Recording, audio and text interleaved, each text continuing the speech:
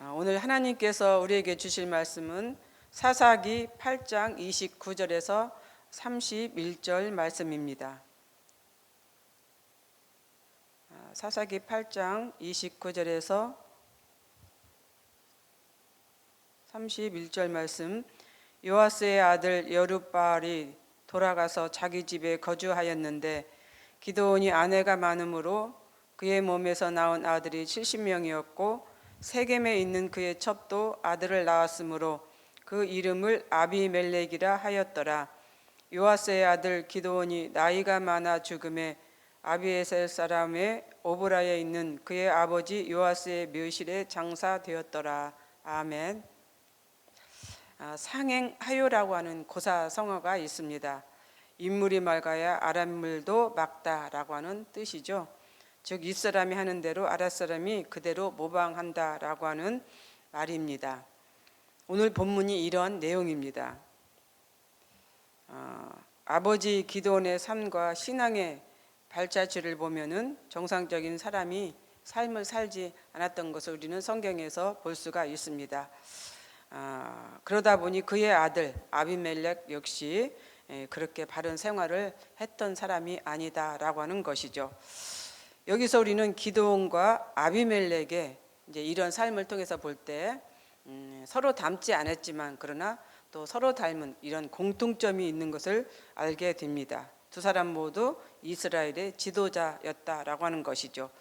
물론 그 외에도 공통점은 더 있을 것입니다. 하지만은 이 두 가지 이 상황은 똑같다라고 하는 것입니다. 성경은 이 두 사람을 이제 표현하기를 하나는 선택된 자로 또 하나는 선택되지 못한 지도자로 이렇게 성경은 구분하고 있습니다. 이스라엘의 지도자로 부르심을 받은 기드온이지만 아비멜렉은 하나님께 부르심을 받지 못한 그런 지도자였다라고 하는 것입니다. 사사기 6장에서 보면은 기드온이 하나님께 부르심을 받는 장면이 있습니다. 하지만은 아비멜렉에 대해서는 하나님께 부르심을 받았다라고 하는 장면이 없습니다.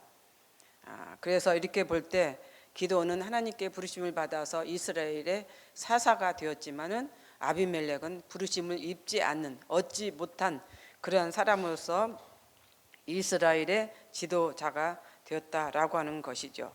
그런데 여기서 보면은 기드온은 처음에 하나님께 부르심을 받을 때는 참 겸손한 자였고 순수한 자였습니다. 그런데 아비멜렉은 어떻습니까? 처음부터 악한 그런 자였다라고 하는 것이죠. 이렇게 기드온은 처음에 하나님께 부르심을 받았을 때 겸손했고 순수했던 또 그리고 어떻게 보면은 마음이 나약한 그러한 인물이었습니다. 그런 인물에게 6장 15절에 보면 이제 여호와의 사자가 와서 기드온에게 말하기를 큰 용사여 여호와께서 너와 함께 계시도다. 큰 용사라고 이렇게 표현을 했습니다. 용사가 아닌데 왜 큰 용사라고 이렇게 표현을 했을까? 조금 전에 제가 말씀드렸던 것처럼 기드온은 나약했고 또 약한 순수한 어떻게 보면은 그 당시에는 겸손한 그런 자였습니다. 그런데 여호와의 사자는 기드온에게 큰 용사라고 이렇게 표현했습니다.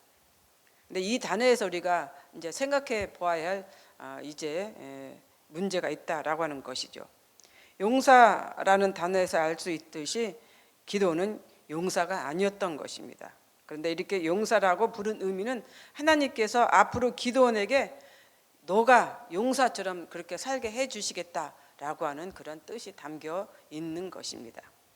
가장 나약하고 연약했던 기드온, 이런 기드온에게 하나님은 용사와 같이 용사처럼 만들게 해주신다라고 하는 그런 뜻이죠. 그래서 용사처럼 사용하신다라고 하는 뜻입니다. 마태복음 28장에도 이런 내용이 있습니다. 부활하신 예수님을 보지 못한 막달라 마리아와 또 다른 마리아가 이제 불안에 떨고 있습니다. 그런 상황 속에서 이제 주님이 찾아오신 것이죠. 그리고 나서 첫 마디가 어떤 말씀이었습니까? 평안하냐였습니다. 평안하냐. 그 당시 이 막달라 마리아와 또 다른 마리아, 또 다른 사람들은 평안하지 못했습니다. 왜? 예수님께서 죽었기 때문에. 그래서 모든 사람들이 다 예수를 따르는 제자들, 여인들은 불안해했습니다. 그런데 그 상황 속에서 주님은 오셔서 평안하냐고 이렇게 물어보셨을 때는 그들이 평안하지 않기 때문에 불안해하고 있기 때문에 평안을 주시겠다. 평안에 대한 이런 말씀을 했던 것이죠. 그래서 기도원도 마찬가지라고 하는 뜻입니다. 용사가 아닌, 용사답지 못한 그런 기도원에게 하나님은 찾아오셔서 큰 용사여, 그 용사같이 그렇게 만들어 주시겠다라고 하는 이러한 뜻을 담고 여호와 사자는 그렇게 말씀했던 것입니다. 그렇습니다. 기도원은 하나님께서 부르실 때만 해도 용사가 아니었습니다. 그러나 그런 용사가 되기 위해서 하나님은 기도원을 이제 많은 여러 가지 시험 속에서 용사로 키워 이제 이렇게 나가는 과정을 성경에서는 보여주고 있습니다. 그래서 사사기 6장 16절에서 내가 반드시 너와 함께 하리니 내가 미디안 사람 치기를 한 사람을 치듯 하리라. 미디안 사람을 치기를 한 사람 치듯 하기라. 미디안 사람들이 참 많잖아요. 성경에 보면 좀 어마어마한 군대력을 가지고 있었던 그러한 민족이었습니다. 그런데 그 미디안 사람 치기를 한 사람 치듯 하리라. 용사가 아니면 그렇게 할 수가 없는 것이죠. 그런데 하나님은 그렇게 해 주시겠다. 결국 기도는 또 그런 사람이 되었습니다. 용사다운 용사가 되었던 것을 우리는 알 수가 있습니다. 미디안 사람 치기를 한 사람 치듯 하리라. 여기에서 우리는 영적으로 이러한 삶을 살아야 한다라고 하는 것을 이제 말씀드립니다. 우리 주위에는 수많은 우리가 알 수 없는 수많은 악한 영들이 참 많이 있습니다. 어떻게 해야 됩니까? 우리도 기도원처럼 용사다운 용사가 되어서 그 수많은 악한 영들을 한 사람 치듯 하나의 영을 치듯 그러한 영적인 사람이 되어야 된다라고 하는 것이죠. 그러한 삶을 우리는 살아야 됩니다. 하나님은 이미 우리를 택했을 때, 이미 우리를 부르셨을 때 그런 악한 영, 수많은 영들을 칠 수 있는 그러한 힘을 이제 주셨다라고 하는 것입니다. 그렇습니다. 하나님은 때로 우리가 용사가 되지 못할 때 용사로 세우기 위해서 용사로서의 삶을 요구할 때가 있습니다. 때로 우리가 힘이 없을 때 힘을 주시기 위해서 힘을 가질 수 있는 그런 삶을 요구할 때가 있습니다. 우리에게 부족한 그 무엇이 있다라고 하면 하나님은 그 부족한 것을 채우시기 위해서 우리를 강하게 훈련한다라고 하는 이러한 사실입니다. 그래서 이러한 훈련을 통해서 이러한 강함을 통해서 우리는 하나님의 백성으로 하나님의 사람으로서 거듭난다라고 하는 것을 우리가 볼 수가 있는 것이죠. 그런데 우리는 아비멜렉을 한번 봅시다. 아비멜렉은 어떤 사람이었습니까? 그 역시 이스라엘의 지도자였습니다. 그런데 이 아비멜렉은 하나님의 부르심을 받지 않는 지도자였습니다. 성경에 보면은 그가 하나님께 부르심을 입었다, 부르심을 받았다라고 하는 내용이 없습니다. 스스로 지도자가 되었던 것이죠. 그래서 이 스스로 지도자가 되기 위해서 어떻게 했습니까? 악한 행동을 했습니다. 악한 행실을 했습니다. 자기 형제 70명을 죽였습니다. 70명이 참 많은 자녀를 두었죠.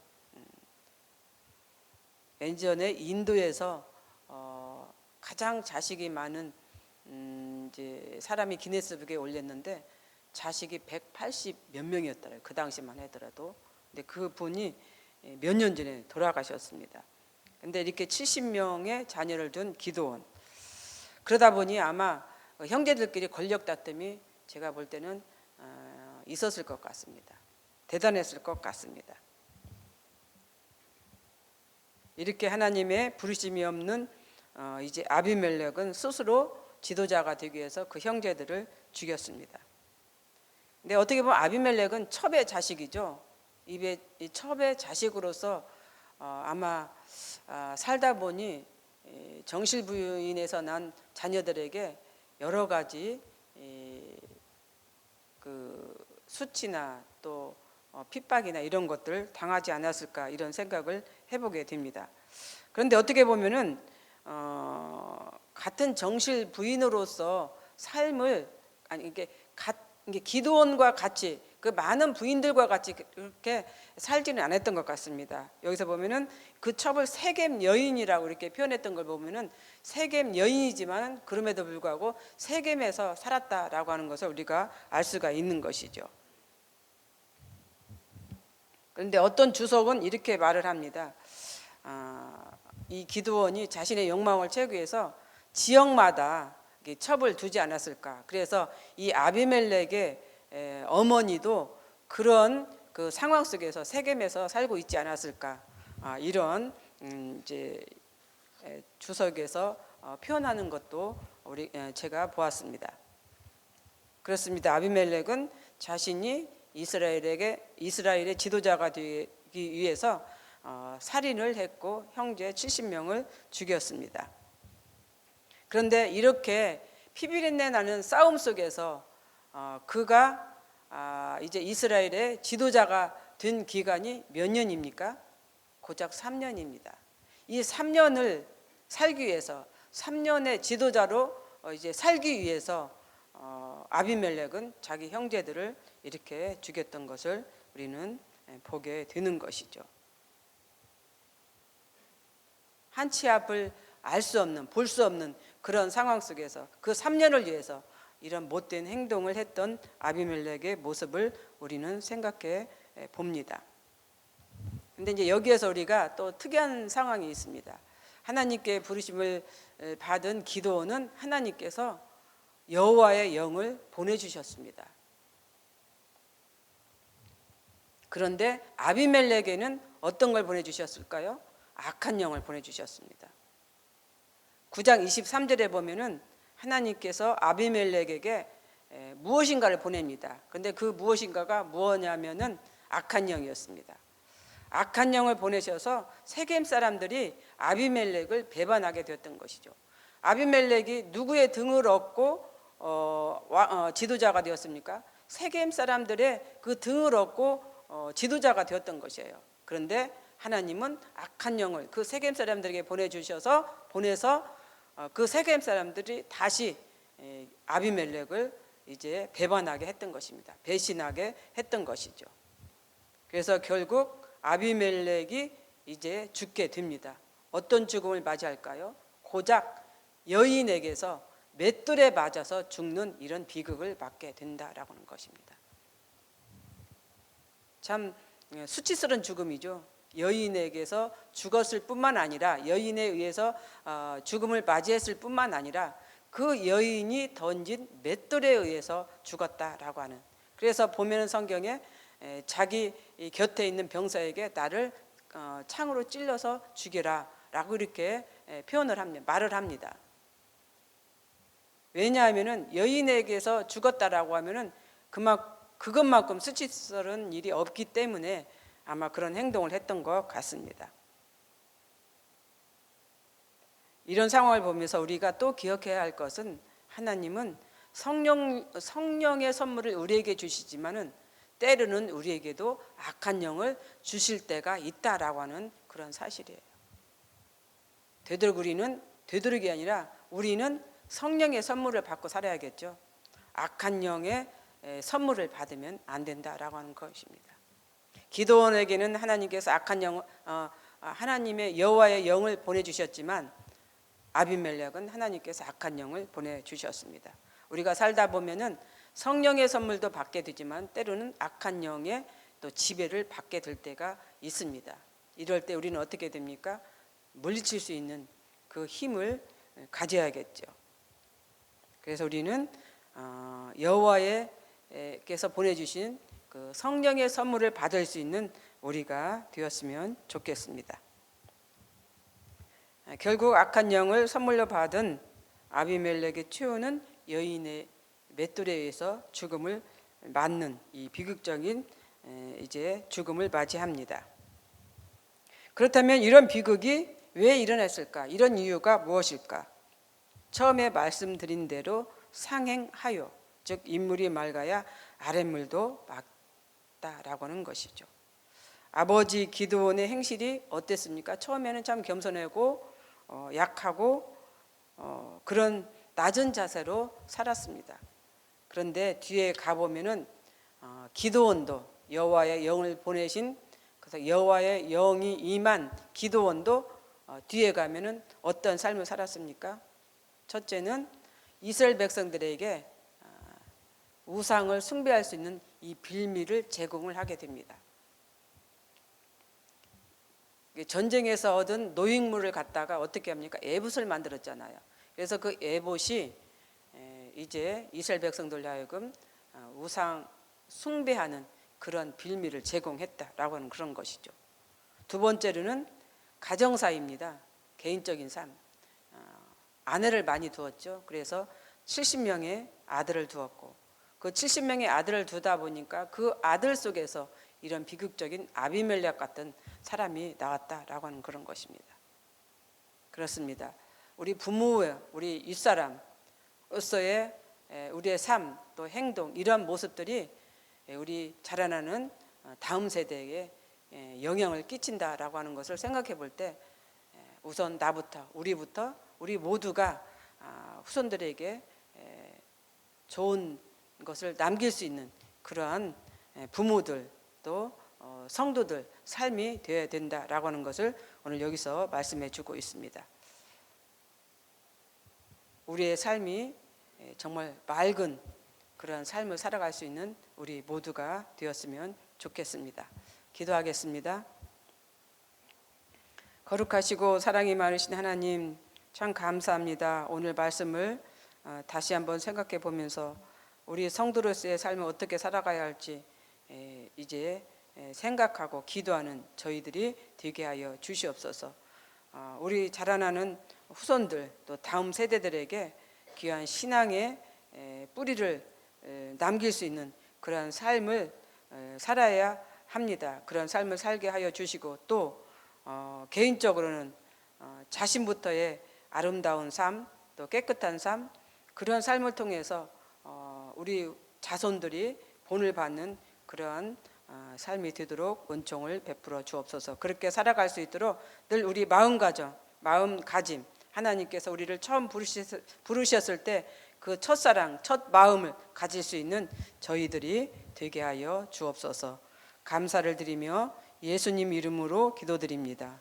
아멘. 다음과 같은 기도의 제목으로 이제 우리가 기도하겠습니다. 지금 들은 말씀이 내 삶으로 이어지게 하옵소서. 또 다른 희년 3년의 복이 계속 이어지는 말씀상 공동체가 되게 하옵소서. 가정, 병원, 요양원에 계신 성도님에게 주님의 은혜로 회복되는 역사가 일어나게 하옵소서. 교육부서에서 지금 여름 성경학교가 진행되고 있습니다.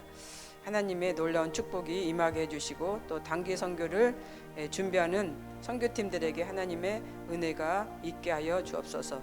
그래서 귀한 열매와 은혜들이 넘치는 이제 선교 사역 또 여름 사역이 되기를 원합니다. 정치, 경제, 사회가 안정되며 국민이 행복한 아름다운 대한민국이 되게 하옵소서. 세계 곳곳에서 일어나고 있는 전쟁과 기후 이상 변화에 따른 가뭄, 재해 등이 발생하지 않도록 축복하여 주옵소서. 이 시간 또 가지고 오신 또 여러분의 기도와 또 공동 제목 하나님께 올리신 후에 각자 삶의 자리로 나아가도록 하겠습니다. 기도하겠습니다.